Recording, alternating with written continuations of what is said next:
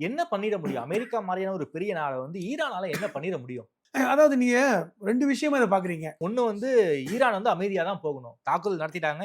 இதோட போர நிப்பாட்டிட்டு அமைதியா இருக்கணும் இல்லங்க ஈரான். இந்த மிரட்டல், உருட்டல் ஈரான்ட்ட செல்லுபடி ஆகலங்க. அதான் உண்ம. இப்ப ட்ரம்போட எப்பவுமே மிரட்டல், உருட்டல் தானே. ஏன் நீங்க உக்ரைன் அதிபர மிரட்டுனீங்களே, ஜெலன்ஸ்கிய ஜெலன்ஸ்கிய வந்து வெள்ளை வெள்ளை மாளிகையில் மாளிகைக்கு வச்சு கூப்பிட்டு வச்சு மிரட்டுனீங்களேங்க. அந்த ஆளு பயப்படலையேங்க. பயப்பட்டாரா? நான் என்ன கேட்கிறேன், ஜெலன்ஸ்கி உங்கள பார்க்க வந்தாரு. விருந்தாளி.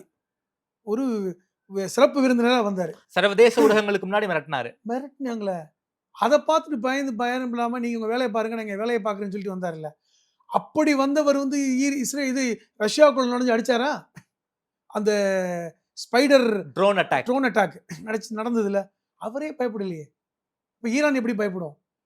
உங்களுக்கு ஜெலன்ஸ்கி கிட்ட அணு ஆயுதம் கிடையாது. ஜெலன்ஸ்கிக்கு குடுத்தது ஐரோப்பிய யூனியன்கள் தான் ஆயுதங்களே குடுத்தாங்க. அமெரிக்கா குடுத்த ஆயுதத்த வச்சு தான் பண்ணிட்டு இருக்காரு. ஆனா ஈரான் அப்படி இல்ல. ஓகே. ஈரான் கிட்டத்தட்ட 8, 9 கோடி மக்கள் தொகை கொண்ட நாடு. மிகப்பெரிய நிலப்பரப்பு. அப்ப அவர்களுக்கு நெருக்கமாக வந்து இந்த ரஷ்யா, சீனா போன்ற நாடுகள் இருக்கின்றன. அவர்கள் வியாபாரம் பண்றாங்க. தொடர்பு இருக்கு. இன்னைக்கு அதிநவீன அ ஏவுகணைகள வச்சிருக்காங்க. ஹைப்பர்சோனிக் விமானங்கள வச்சிருக்காங்க. எப்படி பயப்படுவாங்க?